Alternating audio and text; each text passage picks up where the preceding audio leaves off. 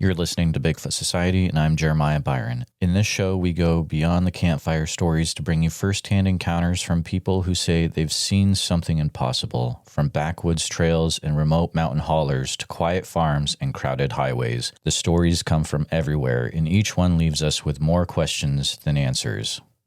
These are the voices of the people who've lived it, so settle in, because today you'll hear another account that just might change the way you see the woods forever. So stay with us. All right, Bigfoot Society, you've got the privilege of talking to Alan today. Alan is an outdoorsman, hunter, and a fisherman who I got contacted with, and he's here to talk about some things he's experienced over the years in a few different states.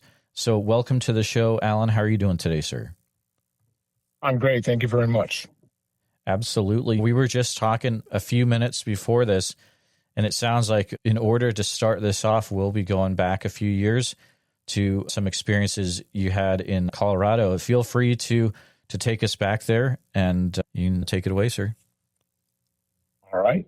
The very first incident, if you would call it that I can recall, would be the mid-fall of 1974. Grew up in central Colorado, hunting and fishing with my folks. Hunting was an annual event with my dad. I mean, this was before I could drive, but in the fall of 74, late October, we had gone deer hunting outside the town of Salida, Colorado, up near an old, what appeared to be an abandoned quarry. And we arrived at that location late in the evening, probably around 10 or 11 o'clock at night. Typically, we were up by 4 in the morning to start our hunts on opening day. So my dad found this spot in this quarry, pulled off to the side of the road, and as typical, we would sleep in the back of the Suburban and basically hunt from there. So we crawled into the back of the Suburban, got into our sleeping bags. Somewhere in the night, I'm guessing around 1 in the morning or so, my dad let out this blood-curdling scream, and all he would say, or all he could say, was that it's staring at us. And as he's screaming that, he flew out of his sleeping bag, over the seat, into the driver's seat, and had the truck started before I could even wake up and get out of my sleeping bag. He was so scared that his hands were basically locked around the steering wheel, and he drove like a madman till we ended up almost 70 miles away in the little town of Canyon City, where we had to stop and get gas. By then it was early morning, and when he finally got calmed down, got gas back in the truck, he declared that the hunt was over, and we went home for the year. So we didn't hunt at all in 74. I never saw anything. I didn't hear anything. It was just him with that scream, and I've never heard. My dad's a calm person. He doesn't get panicked about anything, and this was so out of character, including the manner in which he drove. He drove like an idiot teenager. So it was so out of character for him, but he would never talk about this particular incident for many years. And I'll get into that as we move forward through time. The following year, fall of 1975, just before the hunting season started, I asked him if we were going to go hunting again. And he was really reluctant, and all he would say is that, yeah, we'll go hunting, but we're not going back to Salida. So as the hunting season approached, he had chosen the spot on the west side of Pikes Peak, up in the mountains at about 8,000, 9,000 feet, heavily timbered. And again, we left after he got home off of work on a Friday evening, got up there fairly late, crawled into the back of the truck and went to sleep. The following morning, we got up early, around 4 o'clock or so. There was about 18 inches of snow on the ground. Cold out. I remember it just being brutally cold. But the place where he had pulled off the road, there was a line of trees at about 30 yards deep. And then it broke open into a meadow. And the meadow was probably about 300 yards across. But in the center of this meadow was another group of trees. So it was almost donut-shaped. You have this group of trees in the very center, and then this broad meadow all the way around, and then the line of trees again. So his instructions were for me to break through the tree line and wait along the edge of the meadow and just watch for movement.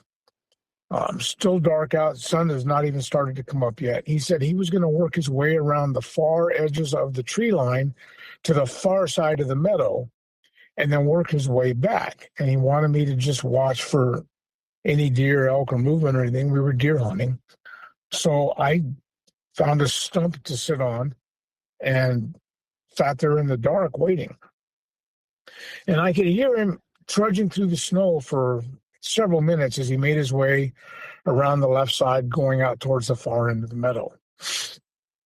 As I sat there in what eventually turned into silence, as his footsteps disappeared into the snow and distance, I sat there in the silence. I looked off to the far end of the tree line and into this meadow, to this group of trees in the center of the meadow.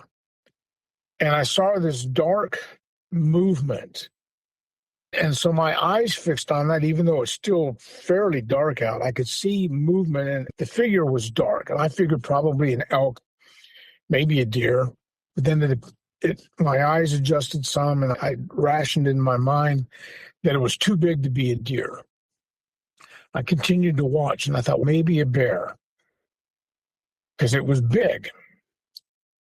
And then I rationalized again that no, it's not bear. It could be a bear, but probably not, because it's too far into the winter. A bear would be hibernating by now. This is the mind of a 15-year-old. I continued to watch for several minutes, and then eventually this dark figure appeared to stand up and slowly walk away from me. And all I could see was just basically a silhouette.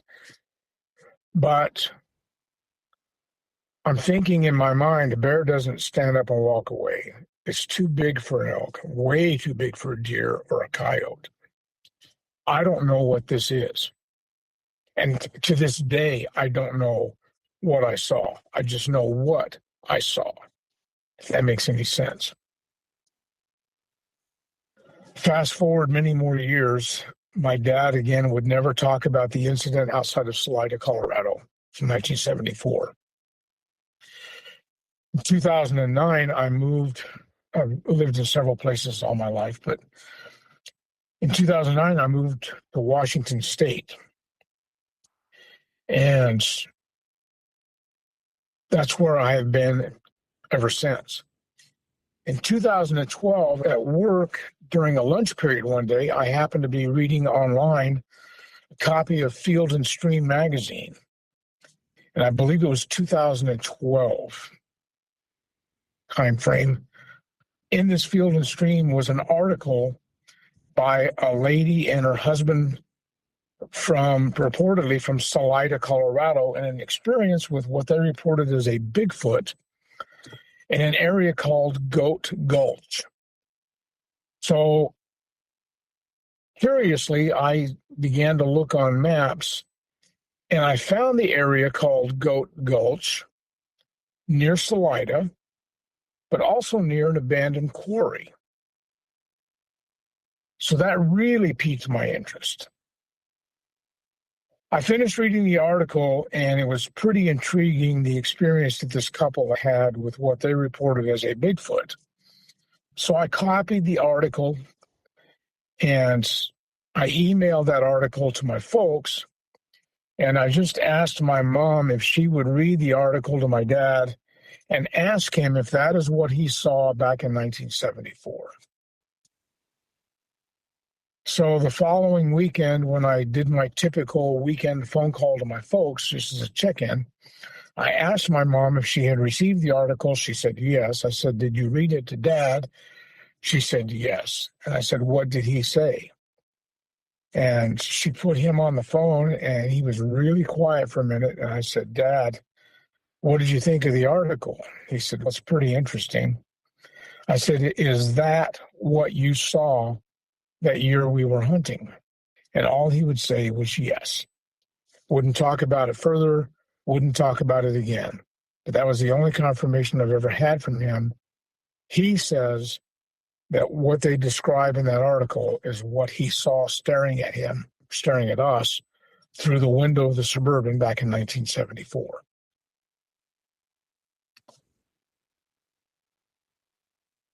Fast forward again another few years, on Father's Day weekend of 2015, myself and two friends from work had decided to go do some fishing up near Yakima, Washington. There's a fairly large lake called Rimrock Lake. And then on the western end of Rimrock is another small lake called Clear Lake. On the west side of Clear Lake is a little day use area for parking. And then next to that day use area, there's a LDS or Latter-day Saint church camp for youth. And then across the little handle of the lake from that is another church camp. I don't recall if it's a Baptist camp or something, but another church camp and a couple of campgrounds. The acoustics in this lake area are pretty phenomenal. Where we were in this little peninsula sticking out into Clear Lake, you could clearly hear conversations across the lake at both church camps on either side of us, all the way around the canyon. You could hear a conversation as normal as what you're probably hearing me now or close to it. So the acoustics were pretty good. We arrived at Clear Lake at about 6:30 in the morning, just as the sun was coming up. And we set out on this little peninsula that sticks out into the lake, spread out a little bit, about 20 yards apart each. Started to do our fishing. About 15 to 20 minutes after we got there, another car pulled into the day use area with a husband and wife and a couple of kids. They got out of their car, started to unpack whatever they were getting, lawn chairs or picnic foods. I have no idea, but we could hear them in the day use area unpacking their car. At around the same time, you could hear the church camps start coming to life with kids moving around, adults moving around, people going to breakfast in their lodges and things like that. The campgrounds started to wake up. You could hear people mulling around, conversations starting to take place. At around 7 o'clock, maybe a little before, there was this gruttled, almost a growl, but not quite a scream either. But it was deep and it was loud. It reverberated through your soul. It came down from the canyon somewhere. We never saw anything, but we heard this unbelievable growl. And you could hear not just us, but you could hear people all the way around the lake asking each other, what the heck is that? A few seconds later, it stops. It went on for about 10 to 15 seconds. It was long, but it stopped. A couple of minutes after that, there's this other one. And then a few minutes later, another one. And then pretty soon you could hear almost what was like a response coming from a different part of the canyon. And again, with acoustics the way they were, you couldn't tell exactly where this was, but you could tell these two noises were separate and distinct. They were apart. My friends and I got together and we're trying to figure out what this was. And you could hear the husband and wife in a panic. She said, "We're leaving." And they packed up their car and they left. People in the church camps, you can hear them questioning, what is that noise? Pretty soon we could hear it sounded like an adult, a male voice, tell all the youth to get inside the lodge. And that camp got deathly quiet. I'm assuming they all went into the lodge. I don't know. But these growls, these howls continued on every few minutes for over 2 hours. And it was almost, my gut instinct said it was anger. It was like, it was an anger, but I don't know if it was a warning to us, a warning to the other, whatever it was making noise, arguing back and forth between them. I don't know, but it was, there was aggression in the tone, if that makes any sense. We never did figure out what it was. One of my friends that was fishing with us had grown up outside of Sacramento, California, and used to go to the Sierras a lot to go fishing. At one point in time, I asked him if he'd ever heard anything like that before. And he said, yes, once up in the Sierras.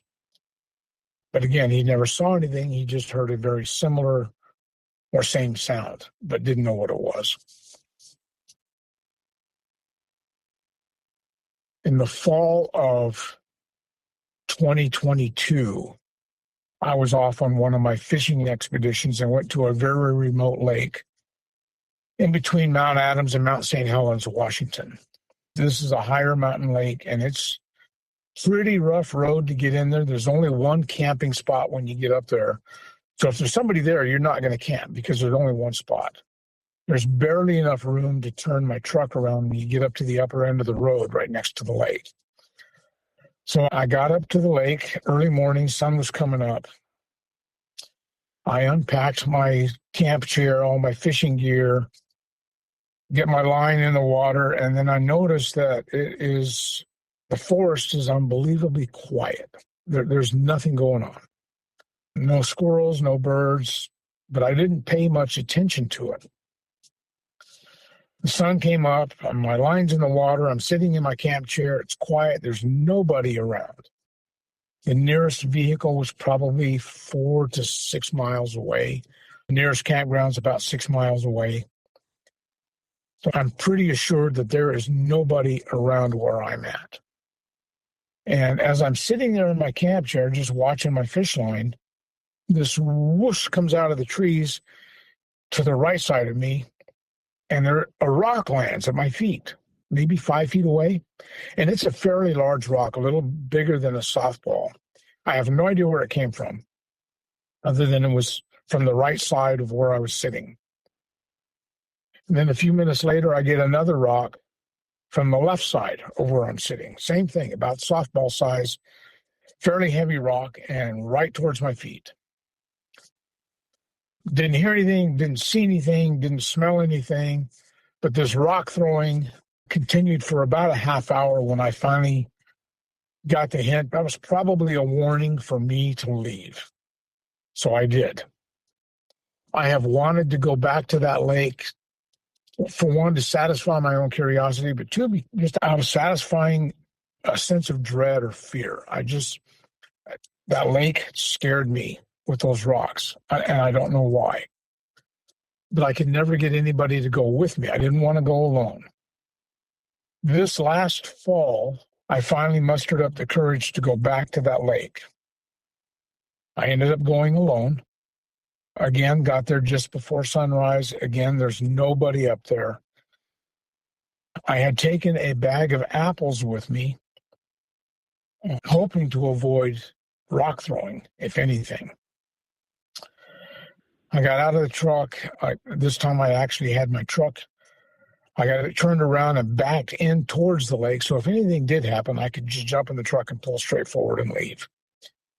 I took the bag of apples. I had a dozen apples. And I set 6 apples out on each side of the vehicle, going out about 30 to 50 yards each time.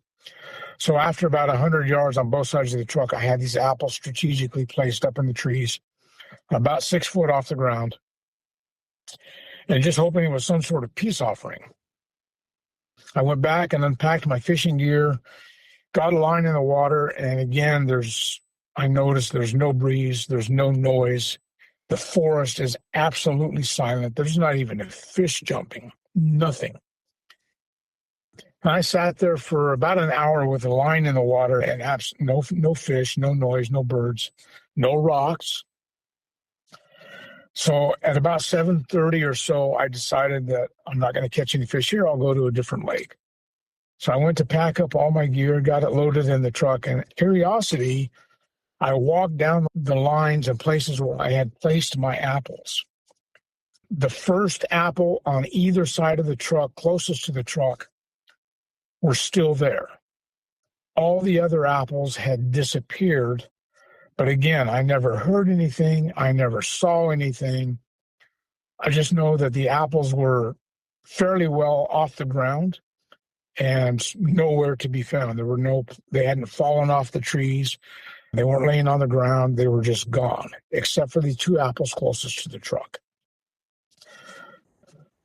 I packed up from that trip and went to a different lake, did my fishing, came home. On September 13th, I went up to an area outside of Walla Walla, Washington. The area is called the Blue Mountains. And I had heard some stories of Bigfoot sightings up there, but I went just for a day trip just to get away from things for a while. I'm not expecting to see anything or hear anything or find anything. Just out of a curiosity trip, I wanted to be in some of the areas where people had claimed to have sightings. I got up to the upper ridge or the upper rim of the Blue Mountains, found a place to pull off, and I had taken a friend of mine from church with me who was curious about these type of incidents. And together we were walking down a couple of game trails. And I looked down and I happened to spot what appeared to be a human-like footprint. Definitely larger, but not massive. And I carried with me a small bat that I use for tree knocking or just other things if needed, but it was just a small bat. It's about 2 feet long. So I placed the bat down on the ground next to this footprint just to get a photograph and a marker for size. I didn't have any plaster of Paris or anything. I hadn't expected to find anything. So I took some photos of these footprints. A few yards away, but down the game trail just a little bit, there was another print, but it only had 3 distinctive toes. I couldn't distinguish 5 toes, but the toes were really long. I don't know what this print is. I just know that I photographed it because it was odd, but definitely different than the first print that appeared to be more human with 5 toes, a ball print, a heel print. But again, I don't know what these were. I didn't have anything to cast them. I was just able to take photographs. So in a nutshell, that's my story. Alan, those are some wild accounts. My goodness, because you've been all over the place. Just thinking about everything you just talked about, you are going through some really cool places. The lake that you went to outside of Mount Adams, and I don't want you to give away any fishing spots or anything, but was that there's a lot of interesting things that have happened out there in the years. Did you know if it was near any specific areas like Tired Junction or Skookum Meadows or Indian Heaven Wilderness or anything like that? Or yeah, I do. And I don't mind sharing fishing spots with people. Okay. In my years of reading about and becoming interested in reading about Bigfoot and that type of phenomenon, I learned that if you were to look at a map, you can draw a pretty good triangle between Rainier, St. Helens, and Mount Adams. Totally. Up through the middle of that triangle is an area called Indian Haven Wilderness. And within that wilderness area, there's a place called Dark Divide. Dark Divide, I believe, got its name from the Native Americans, not because of anything spooky, but because of the dark basaltic rock that lines that ridge. To the left side of Dark Divide runs the Pacific Crest Trail. To the east side or right side of the Dark Divide are several roads that run in through the Indian Haven Wilderness, Tired Junction, several of the lakes. There's an upper lake right on the top of the ridge called Cultus Lake. And then Cultus Stream drains down to the north into the area called Cultus Campground. At the time that I first went up towards there, I didn't know that was a area known for sightings or happenings. The lake that I happened to go to was called Comcom Lake, which is just southeast of Cultus Lake, but still as a crow flies, it's only about a mile, maybe. But Cultus Lake, you can drive up to. It's a rough road, but you can get to Comcom Lake. I'm sorry. Colony Lake you can drive into, but it's a fairly rough road. And again, there's only that one camp spot. So in 2022, I didn't know about Dark Divide, Cultus Lake, Comcomly Lake. I did know about the Triangle and sightings all over the Triangle area, especially within Skookum Meadows, which is also in that area. So, yeah, the lake that I went to originally, and again this last fall, is Comcomly Lake. That's where the rocks were thrown, and that's where the apples disappeared. Okay, that makes total sense. Just because if you look at it on a map, it's about 15 miles south or 15 miles west of Trout Lake, which is extremely active. The whole area is wildly active. Right. But yeah, that makes sense 100% how you were definitely running into that activity. Were there tracks around where the apples were taken? I looked for tracks, but it's a heavy undergrowth. There's a lot of pine needles and soft forage material. So I didn't see anything specific, but I did look. And once it dawned on me that most of my apples were gone and they're not laying on the ground like a squirrel knocked them off, I got this really uneasy feeling, and that's part of the reason why I left pretty quick. Yeah, I know this lake sounds familiar. I think I've heard, or the guys from a Pacific Northwest Bigfoot search might go into that area too. Okay. Which they are good guys. I've talked to them a few years ago. Maybe have to check in with them again. My goodness, when you were down in the Blue Mountains, were you near where these tracks were you near Deduct Spring at all then, or? I had not heard of Paul Freeman or Paul Freeman's experiences until about a year ago. No way. Oh, wow. So I became interested, one, because it's fairly close to where I live. It's only a couple of hour drive. And it caught my curiosity just because of the area. I've been up there several times, but I've never been to that spot. So I did some research on Paul Freeman and the Freeman location. There's a guy called Mike Wanders that did a documentary up there.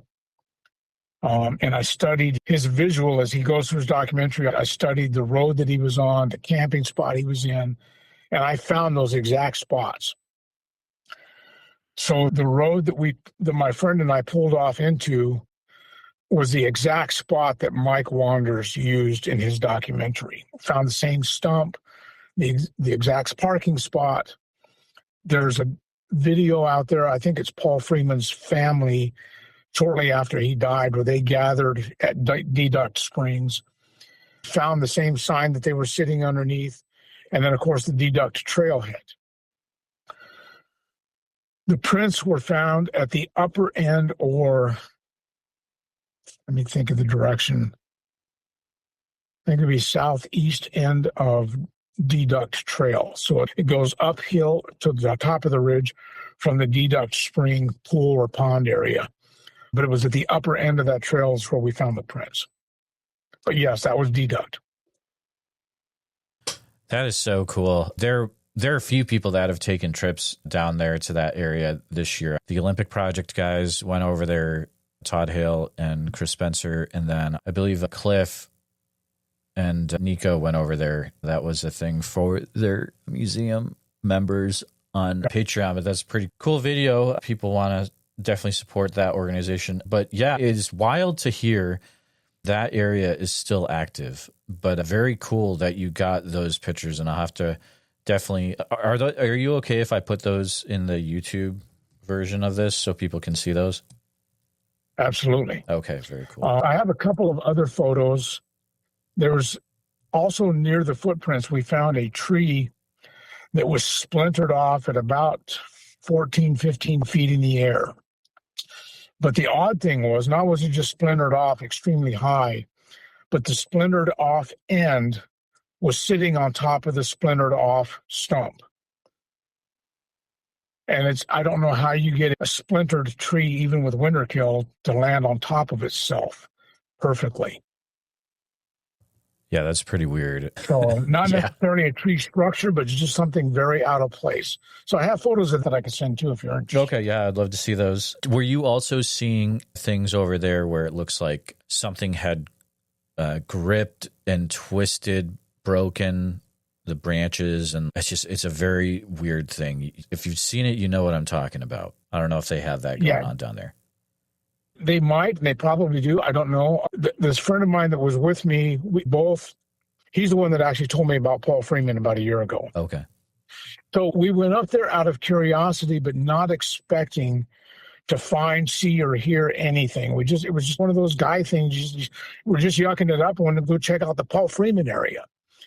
So we weren't totally prepared because we weren't looking for broken branches. We weren't looking for tree structures. We just wanted to be in the Paul Freeman area. That was cool. And then we found the footprints, and then we found that snapped off tree. So we didn't spend a lot of time looking around any further. That took up most of the day, just getting that stuff documented and just driving around and looking at different areas. Through your being an outdoorsman, it seems you've really had a lot of cool interactions with Bigfoot areas. Do you feel that you are focused more on the Bigfoot side of things or the hunting and fishing, or maybe there's a happy medium that's come through both of those together? As you get up in age, like I am, I think you get this Alzheimer's kind of thing. So I get focused. When I set out to go fishing, I just go fishing. I don't look for anything else. When I go for my deer hunt or something, I'm just out to hunt. Not that I do a lot of Bigfooting, but I've been to places out of curiosity, but there's other places like Comcom. I don't want to go back alone. I'm not comfortable in those areas being alone. And maybe it's just I'm an old guy being paranoid, or I don't know, but there's a definite uncomfortable feeling. The time that we were up at Clear Lake outside of Rimrock Lake, there were the three of us. That was a very spooky encounter. All we heard were the growls, these gruntled noises. But like I said, it reverberated through your body. It was just a deep, long howl, not like the Sierra sounds. This was different. But there were more than one. And the startleization and recognition of the fact that there's more than one was very concerning. Because again, I know that there was aggression in their tone. I don't know what that aggression was. If it were towards each other, they were screaming at each other, get out of my territory, or, hey, let's go down and run these humans off of our lake. I don't know. And that area is extremely active too, because it's right off the Highway 12. Highway 12 is always talked about for so many Bigfoot encounters. Yeah, you get Randall and Packwood. Yeah. But then you've got Goat Rocks Wilderness, which is not, as a crow flies, it's 10 miles from where we were at. I bet those camps have some great stories, or they're just super freaked out. Here's a side note for another great story. After that encounter in 2015 with my two friends when we were fishing, my son and I decided to go back up to the LDS church camp, because you can rent camping spots there. And we had assembled bug out bags just to have at home, but we wanted to try our bug out bags for basically a 72-hour kit. We wanted to go try out the food and try out the bags and see if the bags were properly stocked and packed. So my boy and I headed up that area for the weekend to go spend a couple of days living off of our bug out bags. So we used that LDS camp as a base camp. And then we got up there in the evening. The first morning we got up and cooked our breakfast out of the dehydrated foods, and then packed a little backpack to take with us for the day. On each of our bug out bags, we each carry a small AR-15. So we strapped on our AR-15s and our backpacks and decided to go hiking for the morning. As we headed out from the camp, if you look at a map, that road that goes past that day camp and that LDS camp goes about another quarter mile or so, and then there's a junction off to the left that goes back around to the backside of Rimrock Lake. And then if you continued straight on that road, is supposed to go up to a campground at the very end, about 2.5 miles, maybe a little further up that road.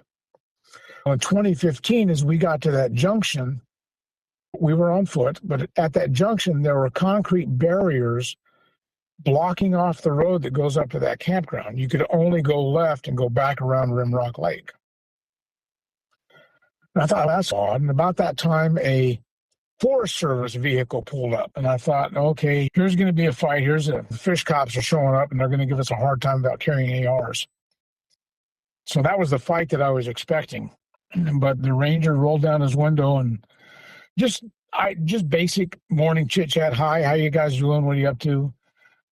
He didn't say a word about the ARs or the backpacks, and we told him we're up here trying out our bug-out bags and just going out for a day hike. And then he finally said, he says, I can see you're armed. I said, yeah. And I thought, okay, here comes the fight. He said, good. He goes, because there's a lot of weird blank that goes on up in these backwoods.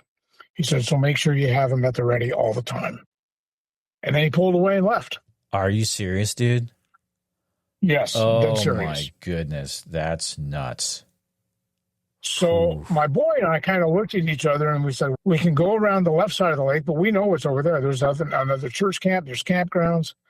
So let's go walk this road that's blocked off by these concrete barriers. So the ranger had told us that the road was blocked off because the campground had been flooded out by the spring floods, and it was just a safety thing. So my boy and I walk this road, and we get all the way up to the campground. There is nothing wrong with the road. There's nothing wrong with the campground. It's just blocked off. So we finished our hike going up, way up beyond that campground towards Goat Rocks. Didn't see anything or didn't hear anything, but I thought it very strange in his comments and very strange in the fact that road was blocked. There was nothing wrong up there. Wow, it's crazy how many forestry workers and rangers are starting to contact. I think it's the right time for them to do. Maybe not so much they're coming on air, but they are reaching out. I think a lot of people are reaching out to share what they've experienced. It's the right time to do it. My goodness. In 1974, you didn't talk about these things. You'd end up in a straitjacket. And I think that's one of the biggest reasons why my dad would never talk about it, besides the fact that it scared the life out of him. But today, people are coming forward, and it's taken me a long time, from 2015 till recently, before I would even talk about that event, much less 1974. But there's a lot of stuff that goes on out there. There's a lot of people that see things and hear things. Yeah, I totally could see how your dad was just on the one hand, not expecting that and being freaked out.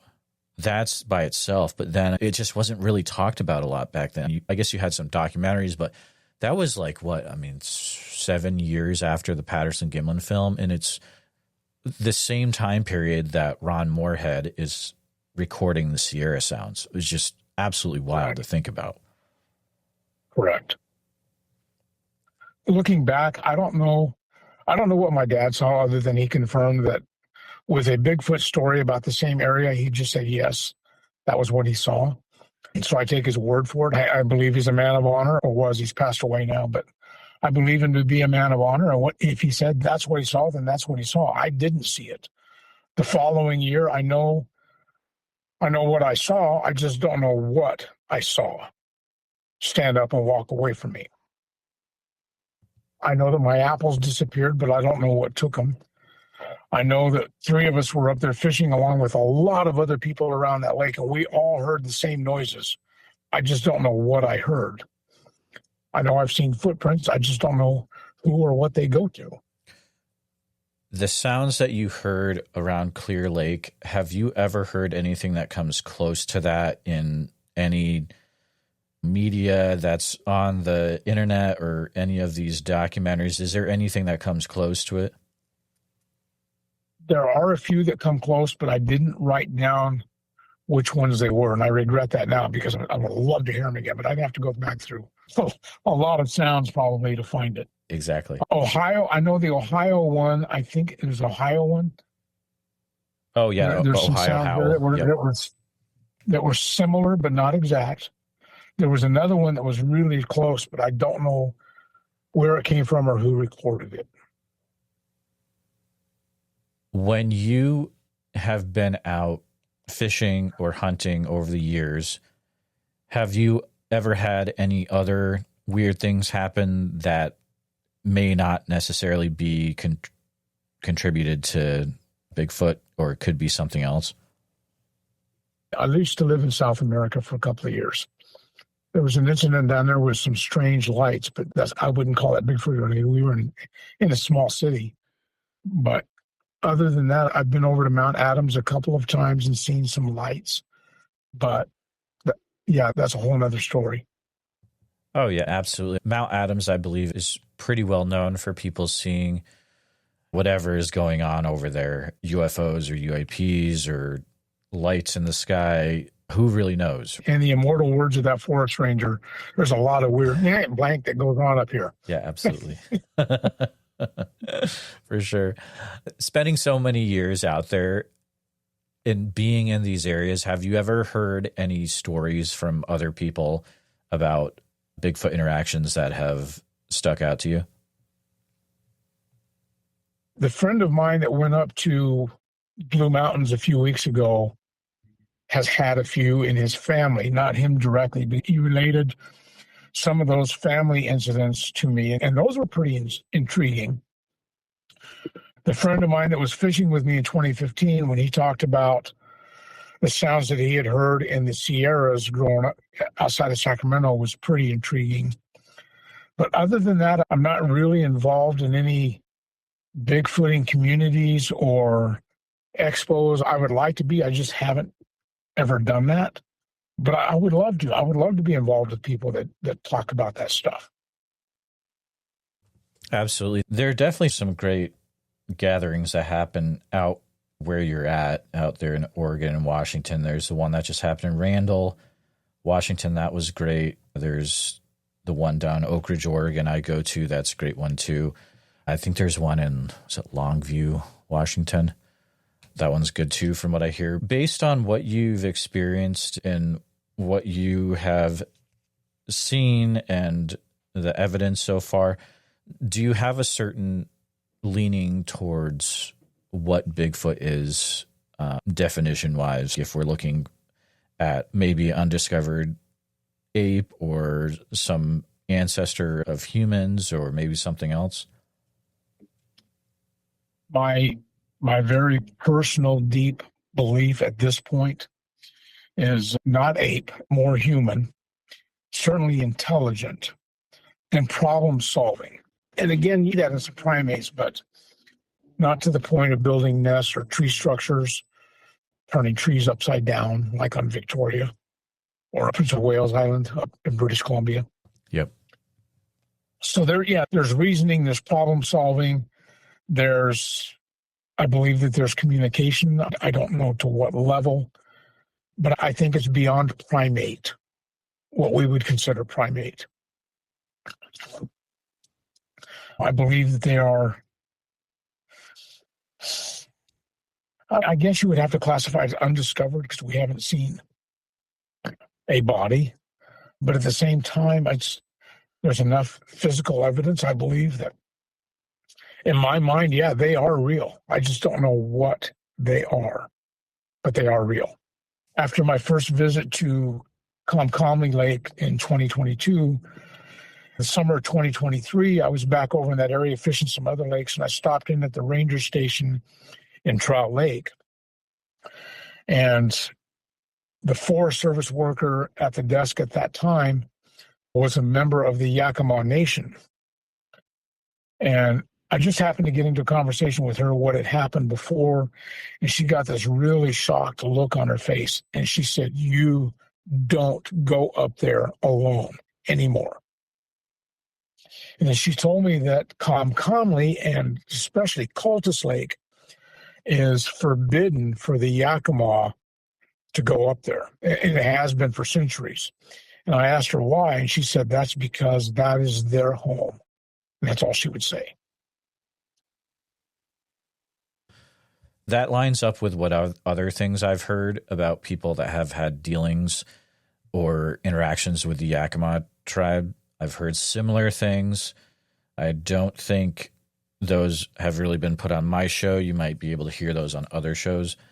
But that is extremely interesting that they have not had access to those areas for that long. Just wild. That's always wild stuff. Alan, this has been such a fascinating conversation. You are hitting some really interesting spots. Do you have any future plans on maybe try to continue going to these areas, or what does the future hold for you, you think? Immediate future, I can't go this coming weekend, but I currently am planning to go back up to Deduct in 2 weeks just to look for more tracks, because this time I have plaster of Paris and some other supplies. And knowing my luck, I probably won't find anything. That may have been a once-in-a-lifetime ordeal. I don't know.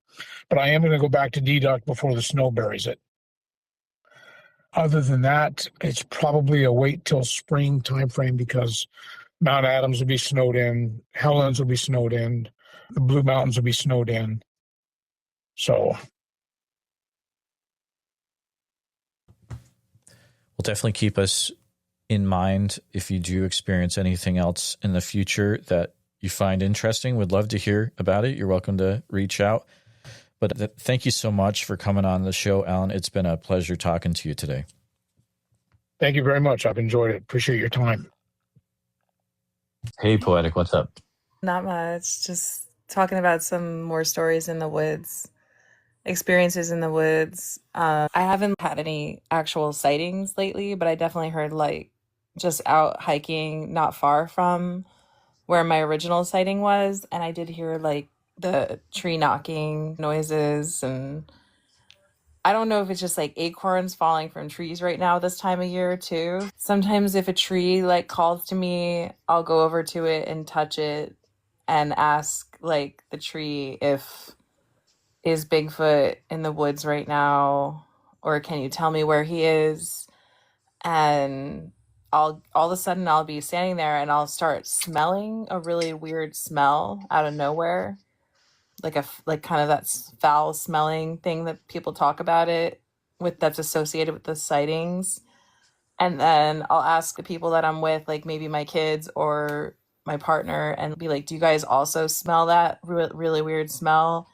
And nobody else seems to really smell it except for me, like when I'm touching the tree.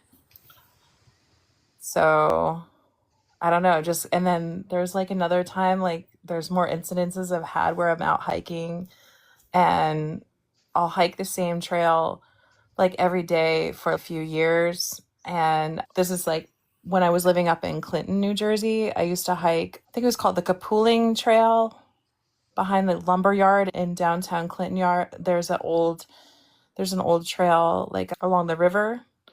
And so I'd hike the same trail every day at the same time. Before I would go to work, I'd be out there at 8 o'clock in the morning.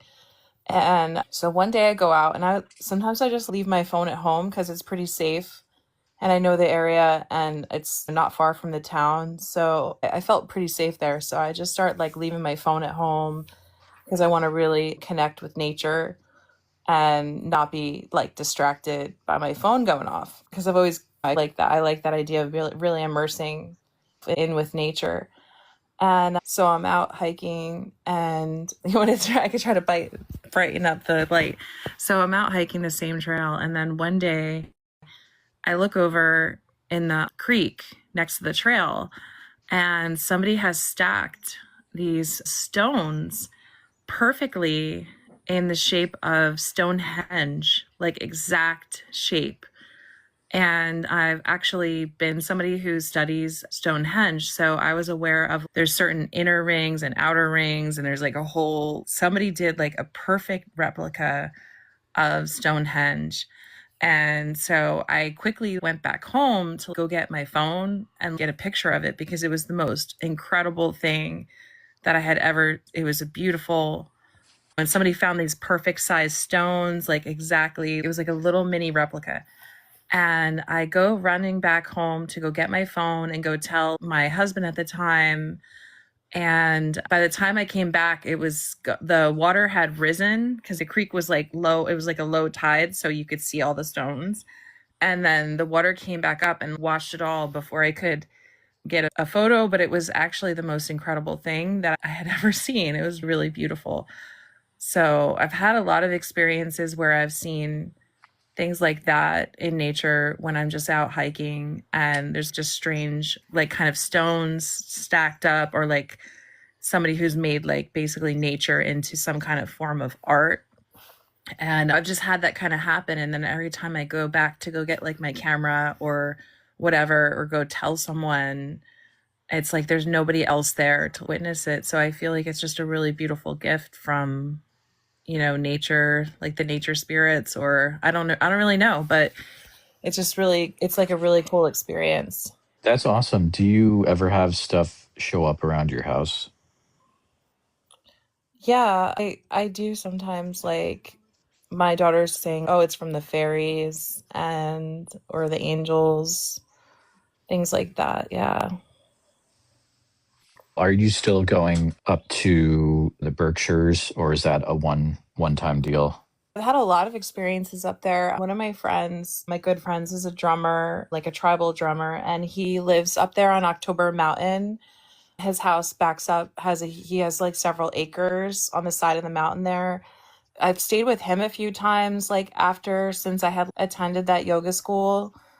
And he's only like about 10 minutes down the road from where I had that very supernatural experience. And then I've slept at his house and I saw weird lights in the sky. And he also says that his friend who sometimes stays there, she sees a lot of spirits that are like walking through his yard, because supposedly there was like an old highway system that I guess people would walk to get to Boston or something.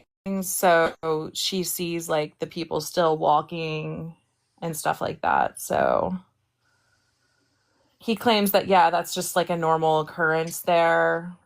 Like people see things, and it seems like he just grew up around that area. So he says to me, it's just like a normal thing. Like, I guess he doesn't really think a lot of it, but it really freaked me out, like staying at his house. Because I don't know if you've heard of October Mountain. I think it's well known for hauntings and things like that. I know it's definitely well known for Bigfoot activity.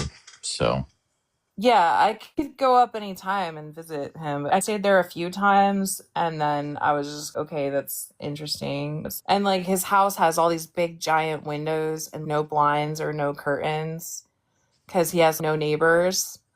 And you can just see right out into the stars when you stay at his house. And I'm like, dude, doesn't that freak you out? I feel like a spaceship's just gonna come down and just take me.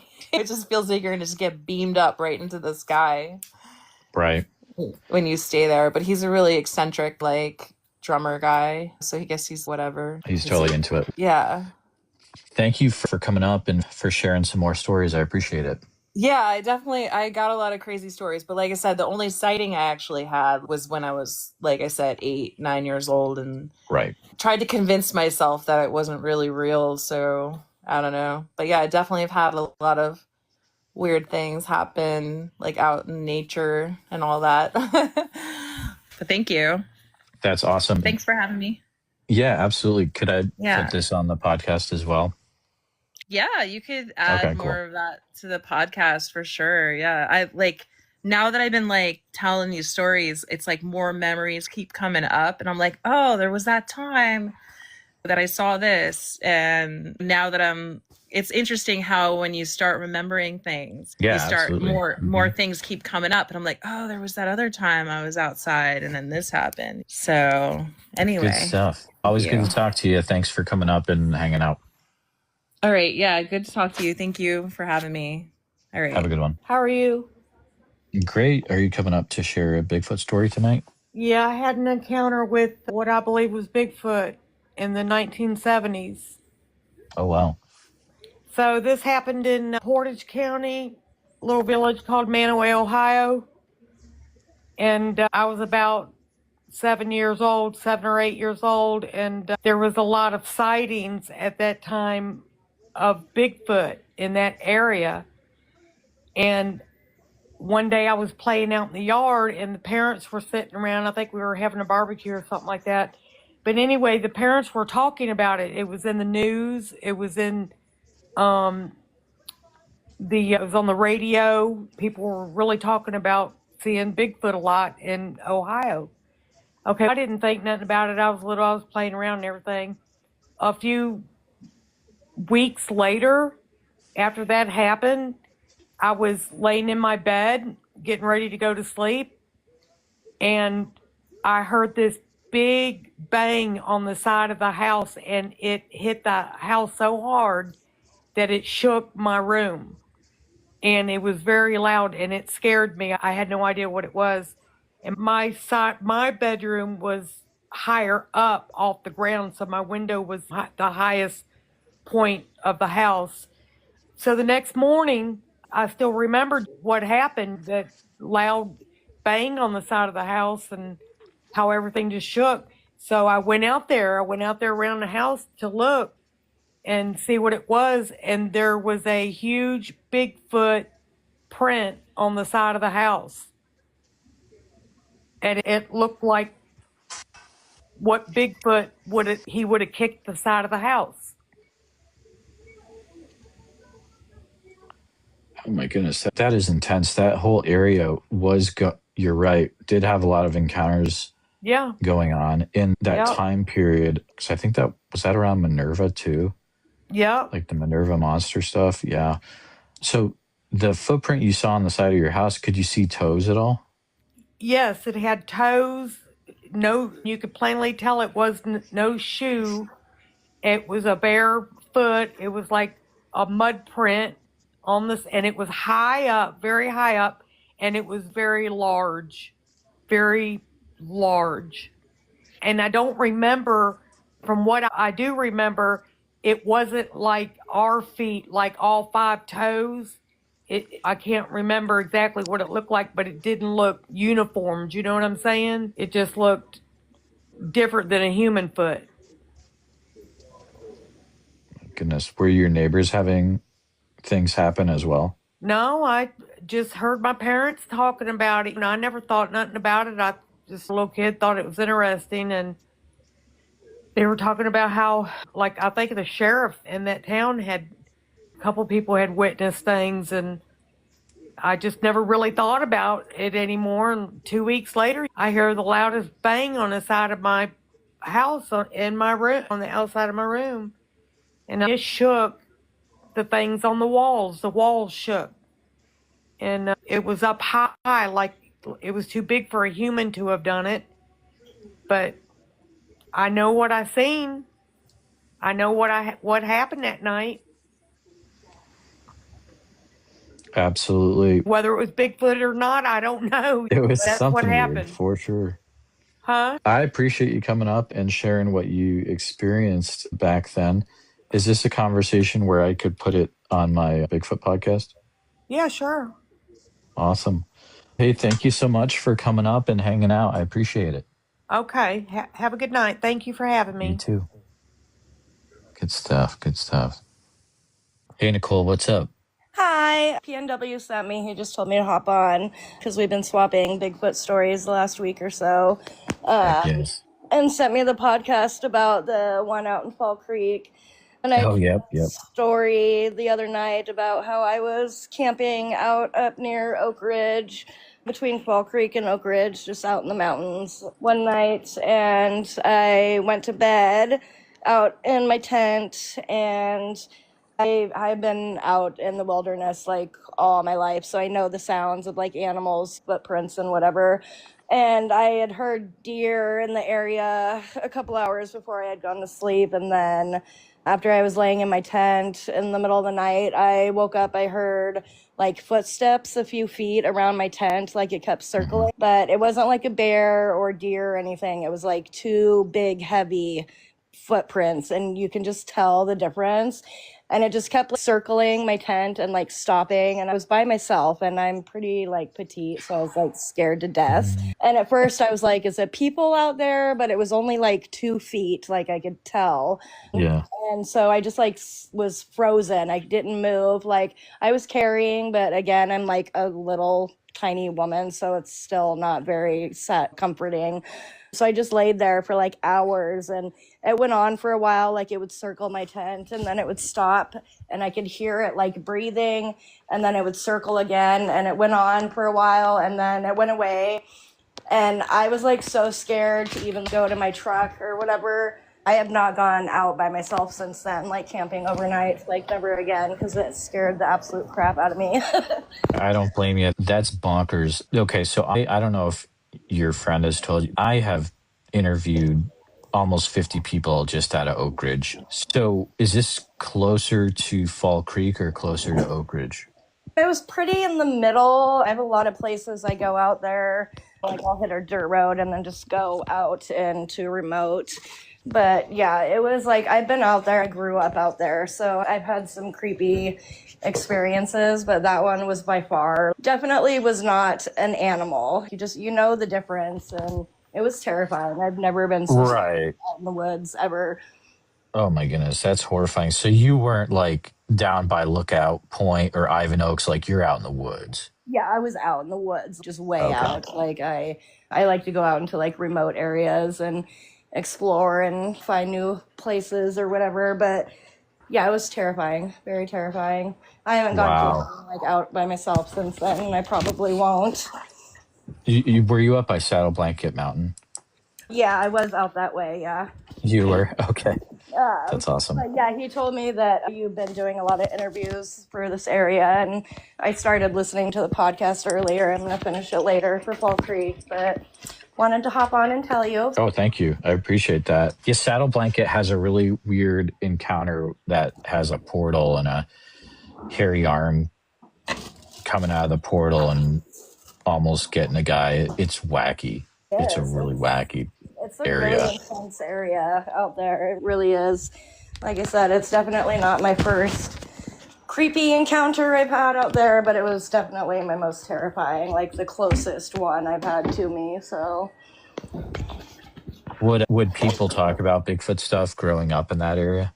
oh yeah, definitely. I lived out there for years. I went to Pleasant Hill, lived in Dexter and all that, and grew up in Oak Ridge a lot for years. So people, they always told stories, and as a kid you just thought it was a joke, but growing up out there and then going out in the woods on my own a lot, it is definitely not a joke. It's for real. Absolutely. I don't want to keep you a ton, but did there seem to be an area where a lot of those stories would be focused on in that area, or just all over the place? Just all over the place. It really depends on who you talk to, but definitely I heard more stories like the more you go like up towards Oak Ridge, get deep into the mountains out there, the more stories you'll hear. So Are you talking about going up on like high prairie, or you're actually talking about going in the woods, that the mountains that are up around Oak Ridge? honestly, both stories out there. I love it out there. It's beautiful. It's a nice area, but it's definitely sketchy sometimes. Absolutely. Absolutely. Hey, I appreciate you coming up, Nicole. Hey, are you cool if I put this conversation in the podcast I have, or? Yeah, go ahead. Of course. All right, cool. Awesome. Hey, I'll be out there next July. Have a good one. And thanks. Oh yeah, I go to the Bigfoot Festival every year. So Yes, I was telling him about that. Cool. Okay, thank you. all right, have a good one. You too. Bye. How's it going, bud? How are you? I'm good. Were you coming up to share an experience that you had? Sure. Let me turn down the game I'm watching. Yeah, thank you. I was going to ask you about that. I appreciate that. So we were up snowboarding in Whistler, Canada, and we left about midnight, heading back home. And the first river that you cross right there was something in the straightaway on the left-hand side. And long story short, by the time we passed this thing, we were doing like 5 miles an hour. So we got to observe it so vividly.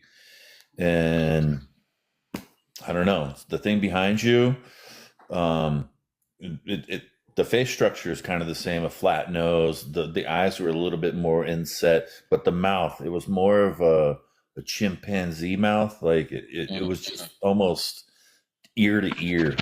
The lips, they were very thin. They were thin like that, but they just didn't look like him. But the funny thing is he saw us coming for a good a minute because we came out of the forest and it was a straightaway, and he just stood there in front of that sign. And when we pulled over, it took one step and jumped in the river. And this was December 21st, 1996. And when we got out, we like walked over to the river. I don't know why. We were teenagers. And all you heard was like, he was walking upriver in the middle of winter, snow everywhere. And all we saw, what was weird about it was he was standing in front of that sign. We saw 2 footprints in front of the sign, and then one footprint to the river, and that was it. So I think he came down the hill, the mountainside, because driving up to Whistler, it's all kind of rock face. So I think maybe he climbed down. I don't understand. But the thing that we saw, I touched the bottom of that sign, and his head was above that sign, was 11 to 13 foot tall. I mean, it was the biggest thing, it's undescribable. I mean, it's like if that guy was to be the guy that I saw and he was holding my hand, I would probably come up to maybe above his pelvis. Wow. So That's intense. Whistler, British Columbia, which is kind of in southern British Columbia, right? It's western. So you go up to Vancouver, BC, and then you head west for like an hour. I mean, it is absolutely in the middle of nowhere. I mean, it's just in the middle of the mountains. It's beautiful. It's the top 2 most beautiful places I've ever been. Wow. What color did you say it was again? It was a brownish black. Okay. Gotcha. I don't know. It's human. It was more human than an animal. I mean, but he has gorilla characteristics. Like his forearms were bigger than his biceps. You could tell how people talk, because I listen to Sasquatch Chronicles.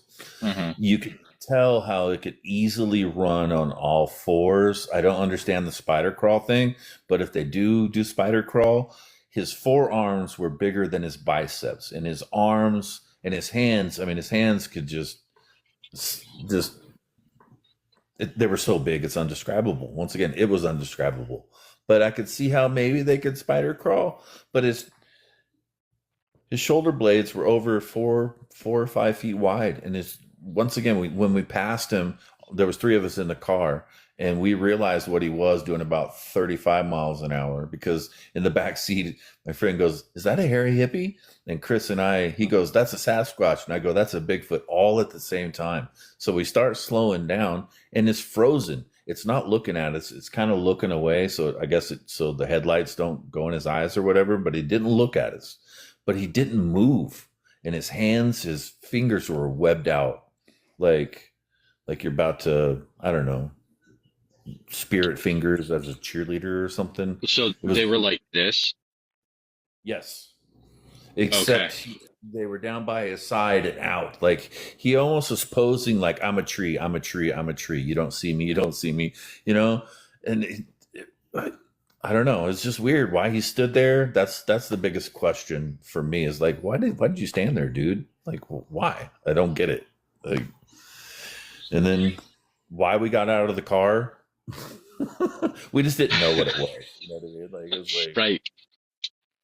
Oh my goodness, that is a wild sighting. So you mentioned that the mouth was very wide. Were you able to see teeth at any time? Nope, he didn't show no teeth. I didn't get to see the eyes. I did see that the eyebrow ridge was kind of like Neanderthalish. I mean, his eyes were kind of inset a little bit, and they were big. Once again, the thing was 13 foot tall. His head, probably, I don't know, 1.5 feet wide. I mean, it was a big head, like a big head. But it was more, so when I started looking at him, I wanted to see his face, and I'm bending down in the seat to look up at him, but he wouldn't look at me. So I got to, as I drove by, I just scanned him, and we had the high beams on, so we got to see this thing coming up on him at 100 yards at 20 miles an hour, 15, 10. And when we passed him, we were doing 5, and we're like, it was frozen. It just didn't move. I mean, it was the weirdest, scariest. It wasn't scary until we got out, and that's when I don't know. It was weird. It didn't. It just stood there. Was it covered with hair everywhere, or were there spots that you noticed that there wasn't as much hair? Okay, so he didn't have hair on his palms, because here's another weird thing. When he was standing there with his hands webbed out, his palms were showing towards us, which is another weird little thing. So palms, kind of pinkish, little black, pink, in between a brown and pink, and just no, like that guy in the background, no hair on the eyes, cheeks, a little bit less on the chin, and yeah, so his whole face didn't have hair on it, but just kind of like that guy in the background. So I know you said that the hands were down by the side, right? But so you were looking at, it was like this the towards palm, you, yeah. like the palms were out towards you. Yeah, That's really weird. I couldn't tell you. I mean, it is weird. Like, what are you doing, guy? Like, you're the hide and seek champion. What? And what baffles me is where we came out of was like a straight stretch. So we're coming out of the forest, and then it dips down into a straight of about a mile. But the crossing that river, and it's the first river that you come across leaving Whistler. He could see us for a half a mile coming through the woods. I mean, there was no reason, if he was afraid of a car or whatever, there was no reason for him to stand there.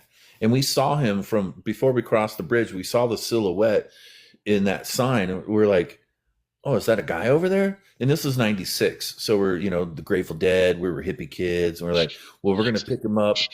We're going to pick him up and take him back to Whistler, because we're only like 20, 30 minutes outside of there. But on the other side was like 45 minutes to an hour before you came to the next gas station. And we were going to stop and pick him up. And that didn't work out. Right. Oh my goodness, that's wild. Did his head have a certain shape at all?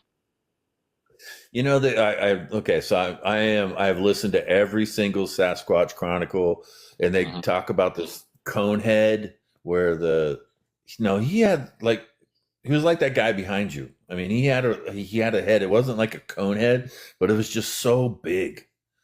I mean, it was just so big. I don't know. And his legs, I mean, one leg was like the size of my body almost. Like, it was just, once again, it's undescribable. And then when I go and I see those trees up in Canada and Alaska that are like 2 foot around with the roots on them that are like 2,000 pounds and they're driven in the ground, that's the guy that does that. Absolutely. I mean, as a human, you look at that and you're like, how? Okay, so you get a bobcat up there, or you get a bull, like you're trying to evaluate machinery to do it. I don't know. Wow. So that's my story.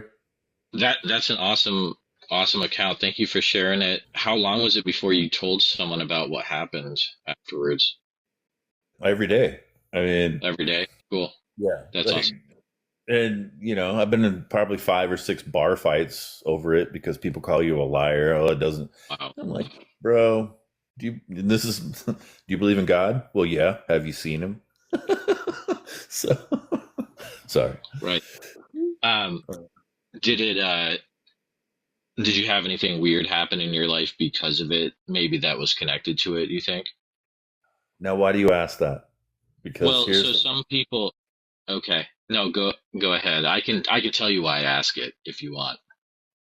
Okay, so here's why I ask: was it a spiritual intervention? Because he doesn't show himself to everybody. And I will be honest with you: we had bought 2 pounds of weed up in Whistler from one of my friends, and 3 hours later, I got busted at the border with that weed in the trunk. So I've always asked myself, does Sasquatch come out? And I'm Cherokee. My grandmother's full-blooded Cherokee, little spiritual on the shaman side. And I was like, did that Bigfoot show himself to me to say, like, turn around and go back to Whistler for a day because there's trouble behind me?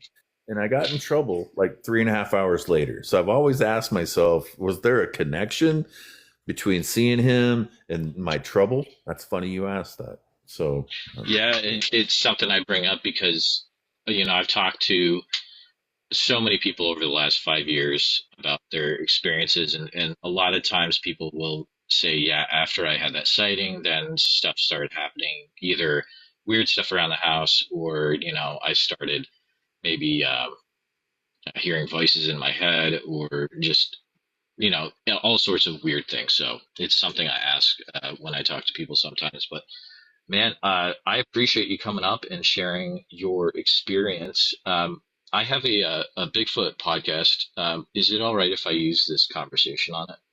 yeah, please go ahead. All right. Well, thank you, sir. Thank you.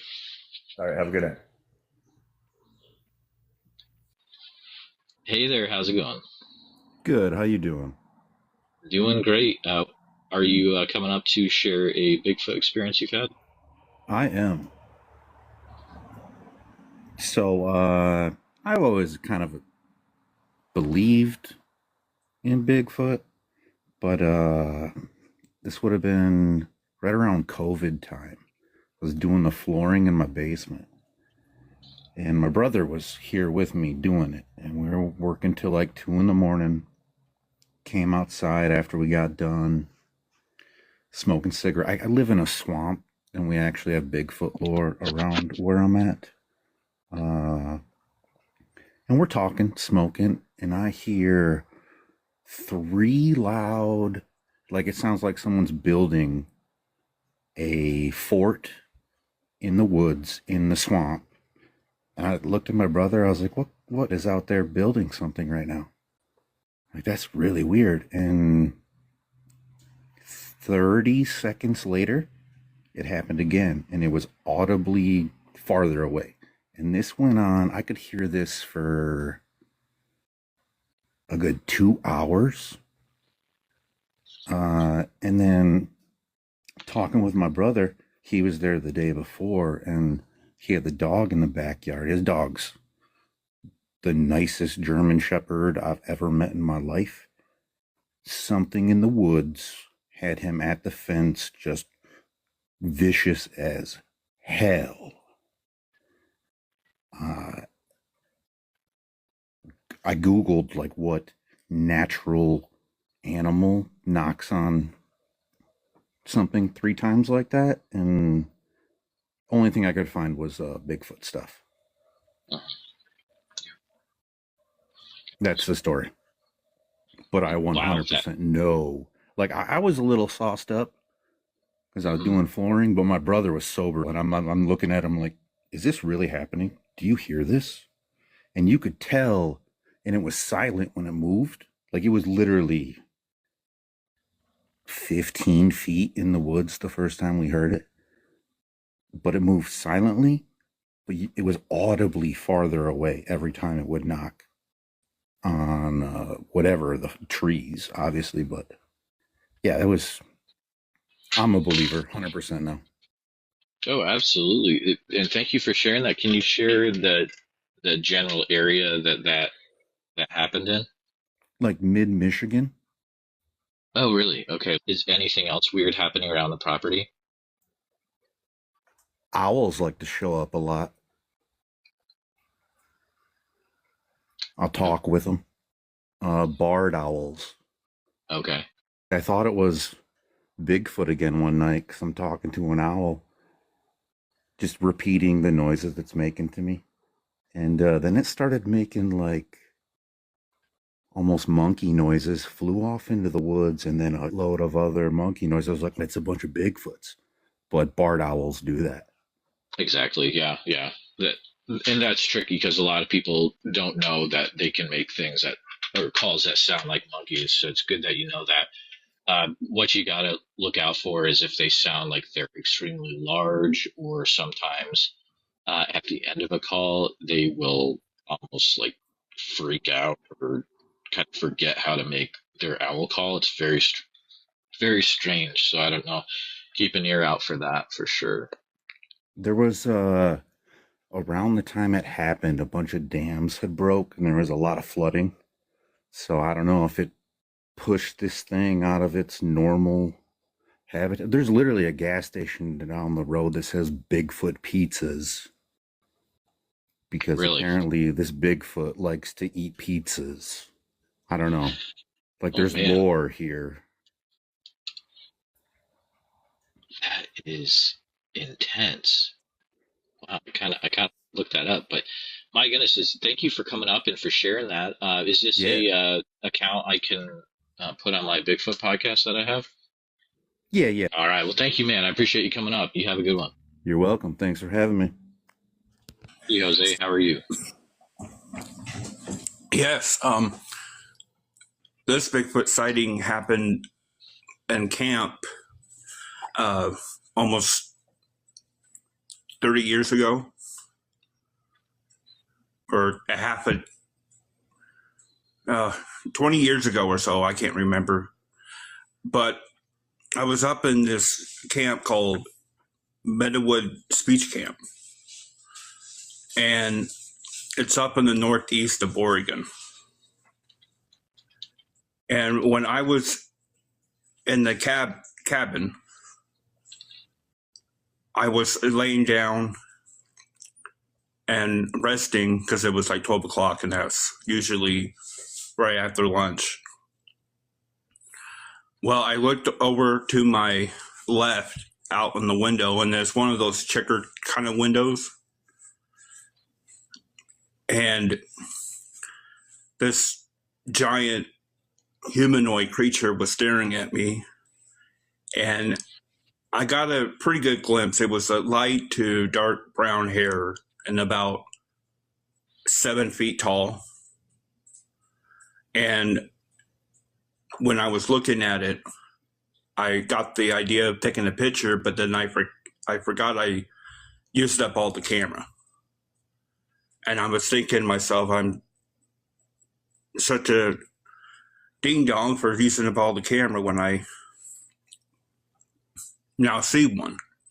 I hope I make sense. I'm sorry, my tooth is hurting me. No, it makes perfect sense. And I think listeners need to realize for a second, a lot of them are going to be like, well, you don't run out of pictures on your phone. Well, this is a different time. You have disposable cameras, maybe, or you have cameras with a memory card, and you don't have unlimited photos to take, right? Right. It was one of those disposable cameras, and it wasn't much film. However, I was trying to get an eyewitness, one of my friends, but he was busy talking. So by the time he got there, it was gone already. And that was the first sighting in my life I saw one. The second part in the same camp was Thursday or Friday. A totally different Bigfoot this time. I mean, totally different. It was black and white with a few white hairs on its arm.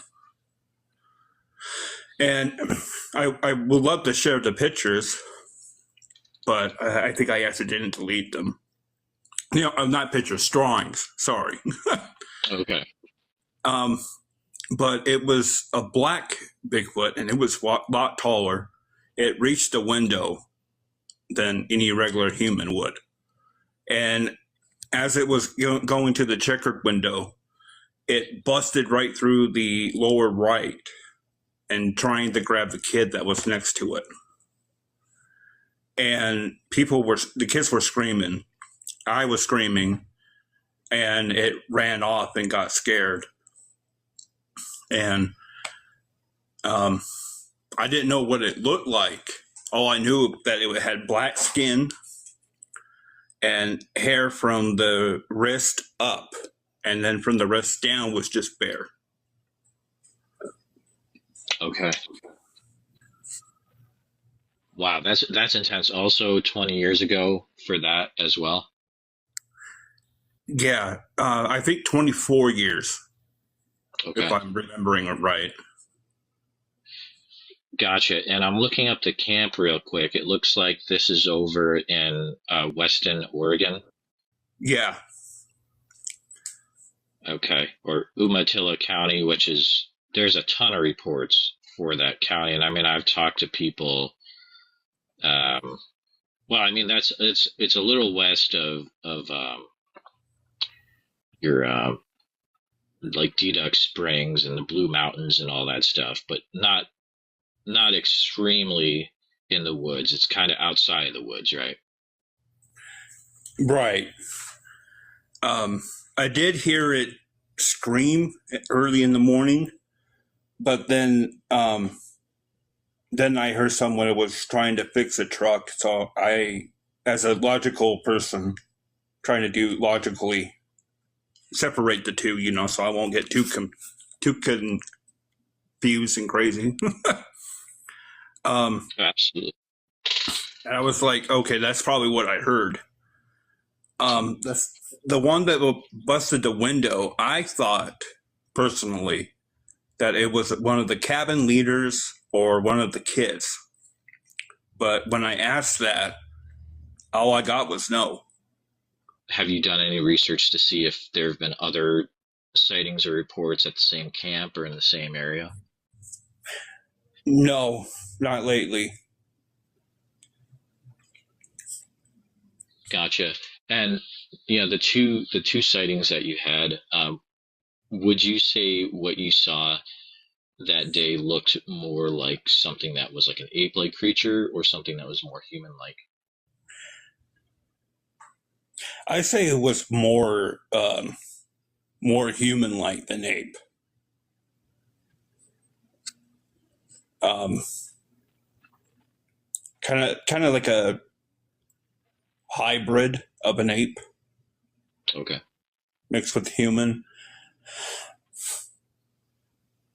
Interesting. And how has this affected you in your life since those two times about 20 years ago? It kind of opened my eyes. Like, okay, these things are real. They do exist. What else is out there?